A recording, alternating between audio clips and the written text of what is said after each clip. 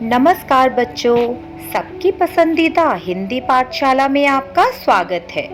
आज मैं आपके लिए गुंजन पाठमाला भाग 3 से 8वां पाठ आनंद ही आनंद लेकर आई हूँ। ये पाठ एक बच्चा जो है इस पाठ में चिड़ियाघर की सैर करने जाता है और अपने जो अनुभव हैं इस पाठ के माध्यम से साझा कर रहा है कि वो जब वो चिड़ियाघर जाता है अपने परिवार के साथ तो वहाँ क्या होता है, उसने वहाँ क्या देखा, कैसा अनुभव किया, क्या सीखा, वो सब इस पाठ के माध्यम से ये बच्चा जो है आप सभी से साझा कर रहा है। तो ये जो बच्चा है अपने परिवार के साथ एक चिड़ियाघर जाता है। आप सभी जानते हैं चिड़ियाघर क्या होता है, उसे अंग्रेजी में आप ज़ू कहते हैं, जहाँ बहुत से जानवर जो हैं वो रखे गए होते हैं और कभी कभी आप वहाँ चले जाते हैं और आप उन जानवरों से मिलकर आते हैं। तो जैसे ही वो अपने परिवार के साथ चिड़ियाघर गया तो उसने देखा कि कुछ लोग डर के यहाँ वहाँ भाग रहे थे और एक परिवार को उसने देखा जिसमें 2 छोटे छोटे बच्चे रो रहे थे और उनके माता पिता उनकी उंगली पकड़कर उन्हें घसीटते हुए लेकर जा रहे थे। घसीटते हुए का मतलब ये नहीं है कि उन्होंने अपने बच्चों को घसीटा। घसीटने का मतलब हुआ कि बहुत तेजी में अपने बच्चों को लेकर जा रहे थे। इतने में इन्होंने एक गर्जन सुनी, शेर के गरजने की आवाज। अब सब लोग यहाँ वहाँ भाग रहे थे तो इन्होंने उस परिवार से पूछा कि आप इतनी जल्दी में कहाँ भाग रहे हैं। तो परिवार वालों ने बताया कि जो एक शेरनी है वो बहुत गुस्से में है और उस शेरनी ने 4-5 दिन से खाना पीना बंद कर रखा है।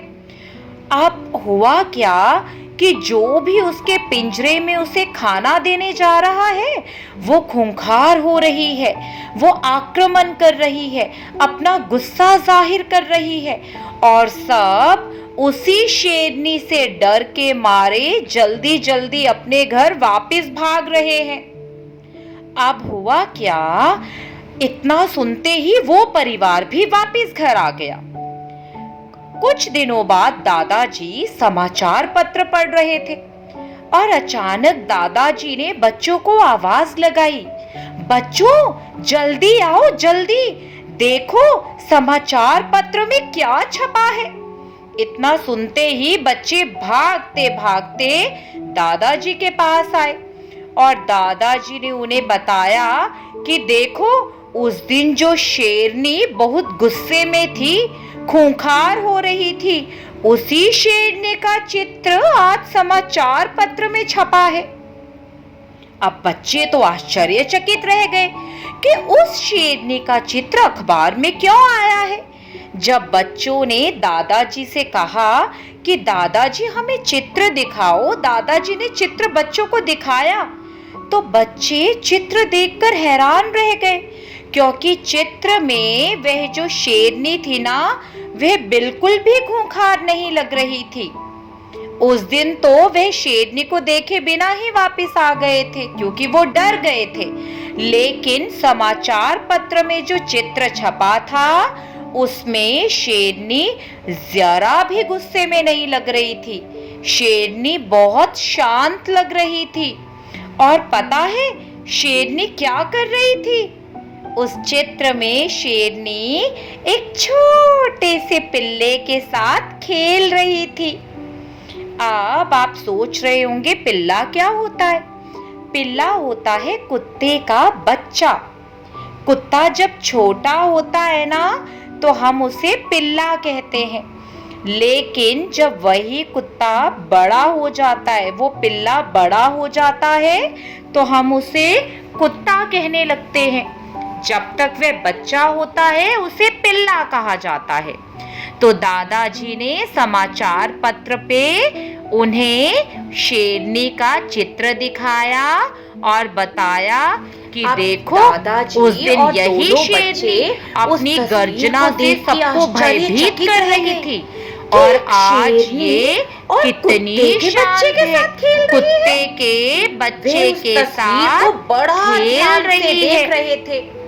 उस चित्र को देखकर बच्चे हैरान हुए शेरनी और साथ ही साथ दादाजी भी हैरान थे, आज क्योंकि जिस शेरनी को वो खूंखार समझ रहे थे और आज वही शेरनी एक छोटे से पिल्ले के साथ खेलती नजर आ रही थी, उसे प्यार करती नजर आ रही थी। यही लेकिन ऐसा क्यों था? इतना प्यार दिखा ऐसा रही क्या है? था कि उस दिन वो शेरनी चिड़ियाघर में खूंखार हो गई थी और आज वही शेरनी जब वही इतना बच्चा प्यार बड़ा हो जताते जाता हुए है नजर आ तो रही उसे है। कुत्ता कहा जाता अब है। दादाजी लेकिन ने जब वह बच्चों को छोटा बताया होता है कि तो एक उसे दिन ये कुत्ते पिल्ला का जो कहा जाता पिल्ला है अब ये दादाजी चोरी ने छुपे बच्चों को किसी बताया तरह से कि शेरनी ये के पिल्ला पिंजरे कुछ में दिन घुस गया। पहले शेरनी के उस पिंजरे वक्त में शेरनी घुस गया सो था। रही थी और और जब पिल्ला शेरनी सो शेरनी रही पर थी चढ़ गया तो इसने और उसके बालों शेरनी के सिर पर चढ़कर उसके बालों को खींच खींच कर उसे नींद से जगा दिया। लेकिन शेरनी को पिल्ले पर गुस्सा नहीं आया। शेरनी को पिल्ले के साथ खेलकर अच्छा लगा और वह भी शेरनी के साथ, शेरनी और पिल्ला दोनों एक दूसरे के साथ खेलने लगे और शेरनी बहुत प्रसन्न थी। लेकिन एक दिन रक्षकों ने भोजन देते समय देखा कि शेरनी पहले मांस का एक टुकड़ा पिल्ले को देती, फिर खुद खा जाती। रक्षकों ने आंखों आंखों में इशारा किया कि शेरनी इस पिल्ले के बच्चे को अपना बच्चा समझ रही है, लेकिन जब इसे समझ आएगा कि ये इसका बच्चा नहीं है, ये एक पिल्ला है, तो कहीं ये पिल्ले को मार ना दे। अब रक्षकों ने सोचा कि उन्हें क्या करना चाहिए। उन्होंने मांस का एक टुकड़ा शेरनी को दूसरी तरफ डाला और जब तक शेरनी मांस का टुकड़ा खा रही थी, उन्होंने चोरी छुपे धीरे से पिल्ले के बच्चे को उठाया और पिंजरे से बाहर निकाल दिया। शेरनी भोजन समाप्त कर गुर्राई, इधर उधर देखा, पिल्ला कहीं नजर नहीं आया। उसके बाद से वे गुर्रा रही थी, गरज रही थी और खाना पीना बंद कर चुकी थी। देखिए बेटा, जब शेरनी ने वो मांस का टुकड़ा खाया, उसे ऐसा लगा कि शायद पिल्ले को कोई उठा रहा है और जब तक उसने मुड़ के देखा तो पिल्ला पिंजरे में नहीं था। शेरनी को समझ में आ चुका था कि कोई पिल्ले को पिंजरे से निकाल कर बाहर ले गया है और शेरनी को इसी बात पर गुस्सा आ गया और शेरनी खूंखार हो गई, गुस्से से गुर्राने लगी और उसने खाना पीना बंद कर दिया। इसी तरह 4 दिन बीत गए। रक्षक भयभीत थे, डर रहे थे कि शेरनी बिना खाए पिए रही तो बीमार हो जाएगी, उनकी तो नौकरी ही चली जाएगी। अब वे आपस में सोचने लगे कि क्या करें। पिल्ला निकला तो था पर गया कहाँ।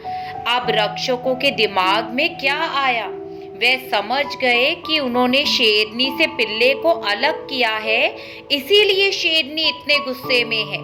अब वे चाहते थे कि किसी तरह वे पिल्ले को वापस ले आए, लेकिन उन्होंने तो पिल्ले को बाहर निकाल कर छोड़ दिया था और अब उन्हें पिल्ला मिल नहीं रहा था।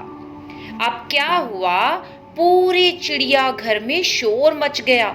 वहां जितने भी रक्षक थे, जितने भी काम करने वाले लोग थे, सब दुविधा में पड़ गए कि अब क्या किया जाए। शेरनी ने तो खाना पीना बंद कर दिया है और पिल्ला भी कहीं नहीं मिल रहा। सब दिन रात इसी चिंता में रहने लगे। तभी पता चला कि पिल्ला घूमता घूमता चिड़ियाघर से बाहर चला गया था। बाहर एक दुकान थी। दुकानदार के बेटे ने उसे उठा लिया और घर ले जाकर उसे रस्सी से बांध दिया। अब हुआ क्या था कि जो पिल्ला था वे चिड़ियाघर से बाहर आ गया था और चिड़ियाघर के बाहर एक दुकान थी और उस दुकान का जो मालिक था उसका एक बेटा था, जिसने उस पिल्ले को उठाकर अपने घर ले जाकर एक रस्सी से बांध दिया था। अब क्या हुआ, सबने सोचा कि क्यों ना उस दुकानदार के पास जाकर देखा जाए कि आखिर क्या ये बात सच है, क्या सच में पिल्ला उसी दुकानदार के बेटे के पास है। अब यही सोचकर जो रक्षक थे, चिड़ियाघर के जो रक्षक थे, वे उस दुकान वाले के पास गए और वहां जाकर उन्हें पता चला कि पिल्ले ने भी वहां अनशन कर रखा था। अनशन का मतलब है ना ही कुछ खाना और ना ही पीना। तो जो मालिक था दुकान का, उसने बताया कि 2-4 दिन से इस पिल्ले ने भी कुछ नहीं खाया है। उन्होंने खाने के लिए या पीने के लिए उसे जो भी चीजें दी वो वैसी ही पड़ी हुई थी। पिल्ले ने खाने की तरफ देखा तक नहीं था। अब जो रक्षक थे वो सारी बात समझ गए। उन्हें समझ में आ गया कि वहां शेरनी कुछ नहीं खा रही और यहाँ पिल्ला कुछ नहीं खा रहा। तो रक्षकों ने पिल्ले को उठाया और वहां से ले आए। उन्होंने उसे फिर से शेरनी के पिंजरे में डाल दिया और शेरनी पिल्ले को देखने के बाद बिल्कुल शांत हो गई। उसका जो गुस्सा था ना, वो एकदम से खत्म हो गया और पिल्ला भी बहुत खुश हो गया। इधर उधर कूदकर अपनी खुशी दिखा रहा था। और जो शेरनी थी वो फिर कुत्ते के बच्चे को, जो कि पिल्ला था, उसे चाटने लगी, प्यार करने लगी। दोनों एक दूसरे को अपनी अपनी खुशी दिखाने लगे और दोनों एक बार फिर पहले की तरह खुश हो गए, खेलने लगे एक दूसरे के साथ। और अंत में सबने यही कहा कि अब चारों ओर आनंद ही आनंद है। आनंद का मतलब होता है खुशी।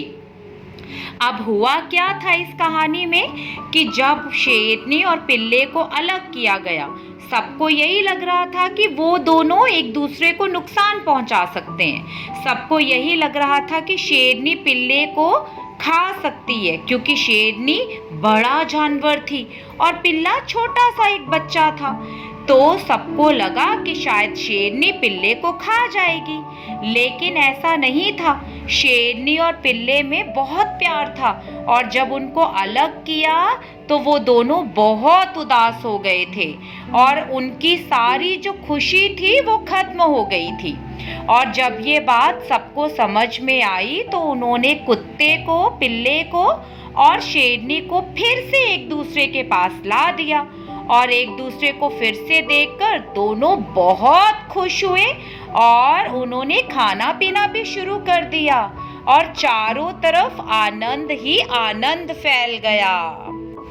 तो इस कहानी से हमने ये सीखा कि जो जानवर होते हैं, हमें लगता है कि जानवरों के अंदर एहसास नहीं होते, जानवर प्यार नहीं करते, जानवरों को तकलीफ नहीं होती, जानवरों को किसी का साथ नहीं चाहिए होता। लेकिन ऐसा नहीं होता। जिस प्रकार हम इंसानों को किसी ना किसी का साथ चाहिए होता है, हम एक दूसरे के साथ रहना चाहते हैं, हमें दुख होता है, हमें तकलीफ होती है, हम खुश भी होते हैं।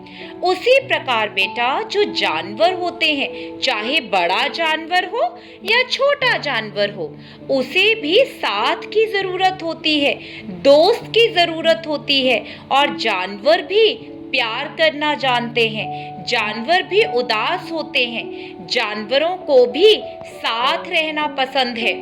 तो हमें कभी भी ऐसा नहीं सोचना है कि जानवर जो हैं वो एहसास रहित हैं, जानवरों को किसी एहसास का पता ही नहीं है। हमें ऐसा नहीं सोचना है। हमें हमेशा जिस तरह हमें चीज़ों का अनुभव होता है, जानवरों को भी अनुभव होता है। हमें हमेशा ऐसा ही सोचना चाहिए। तो आज के बाद यदि आप किसी जानवर को देखेंगे तो आप इस कहानी को याद करेंगे।